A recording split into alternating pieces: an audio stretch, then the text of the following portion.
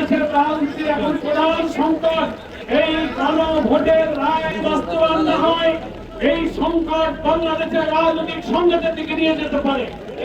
ওনাকে অনুরোধ করেছি আপনি পার্লামেন্টের গার্ডিয়ান হিসেবে দেশের প্রধানমন্ত্রী, সংসদ নেতা এবং বিরোধী নেতা উভয়কে নিয়ে আমাদের গণভোটের ম্যান্ডেট অনুযায়ী 70 ভাগ ভোটে জয়যুক্ত হওয়া গণভোটের রায় বাস্তবায়নের আইনি পদক্ষেপ আপনি গ্রহণ করবেন। তিনি আমাদেরকে এইটুকু আশ্বস্ত করেছেন, স্পিকার হিসেবে আমি নিরপেক্ষ, তবু এই সংকট নিরসনে আমি মাননীয় প্রধানমন্ত্রীর সাথে বিরোধী নেতার সাথে কথা বলে আমার সাধ্য অনুযায়ী আমি একটা উদ্যোগ গ্রহণ করব।